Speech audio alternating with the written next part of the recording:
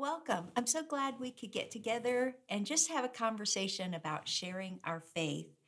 And I want to start with a quote that Jesus said from Matthew 22, verse 37.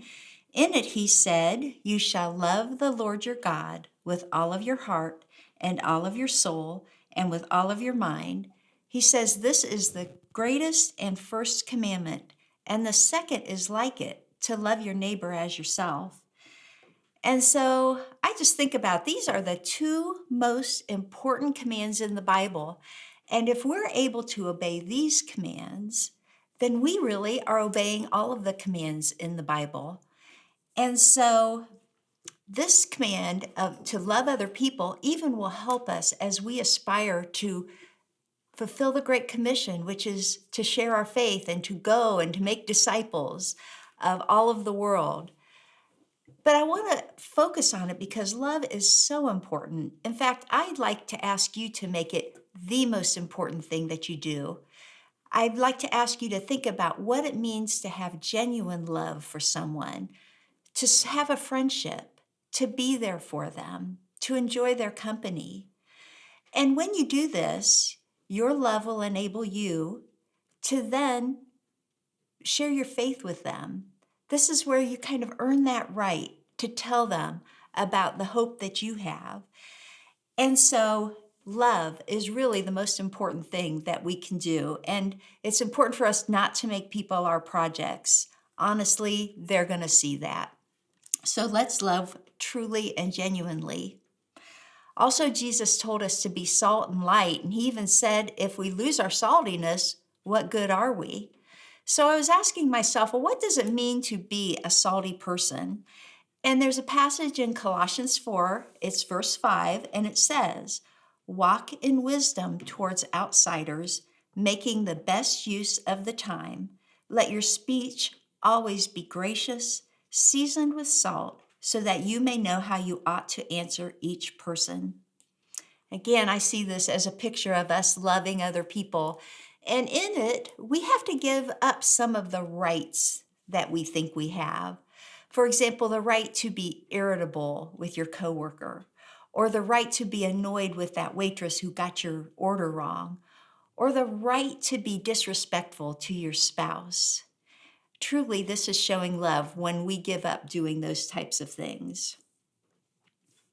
Do you know that for anyone to make a significant decision, they really need to mull it over in their minds? And they really need to hear it at least 3 times, sometimes even more than that. And so know that as you love others and as you share your faith, you may be a seed planter, and that's a really good thing. And as you're showing love, it's going to resonate with that person and they're going to remember it. They're going to remember when you talk about how dear the Lord is to you. And it's going to play a part in the decision they make to eventually become a follower of Jesus. Something else I want to ask you to settle in your heart, and that is that you are not responsible for getting people saved. Let me just say that again. You are not responsible for getting people saved. John 6:44 says, "No one can come to me unless the Father who has sent me draws them, and I will raise them up on the last day." So you see, it's really God the Father and honestly the Holy Spirit who draws a person to themselves. It's not us. We just have the privilege and the honor to be a part of it. And we just need to be obedient and open our mouths when we have the opportunity. What a great thing for us to be in partnership with the Holy Spirit. So I want to talk to you about an acronym called SALT, S-A-L-T. It's really simple, but I've found it very useful in my own life and useful in preparing a way to share my faith. So the letter S stands for start a conversation. Maybe you're just in line at the grocery store. Everybody thinks about that. Or maybe it's with a coworker, but you might just say something like, "What a beautiful day," or "Gosh, your kids are cute," or "I really like your outfit." You just simply start a conversation. Second thing you can do is ask a question. Letter A is ask a question. There's many times I wish I had thought about this when I'm tongue-tied and I don't know what to say next. But it's very simple. You could say something that makes them think about their life, like, how's your job going today? Or are you having a good day? And these are good questions to draw them out a little bit. Next, the letter L stands for listen. And what a powerful thing to do.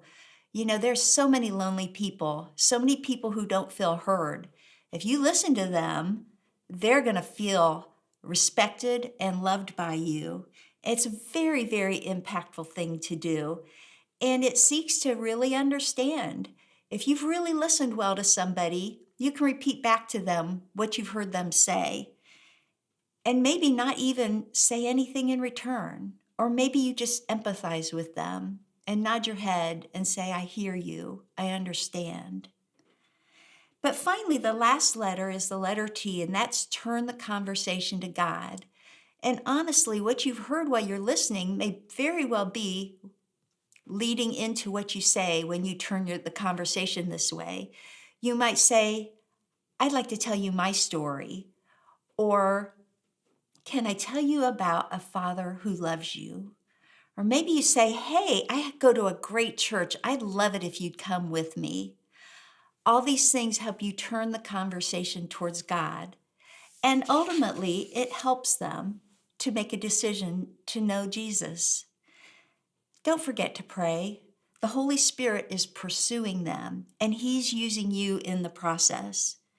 And it's so simple, but at times when you don't know what to do next, I hope you'll remember SALT, SALT. Thanks for joining me for this session.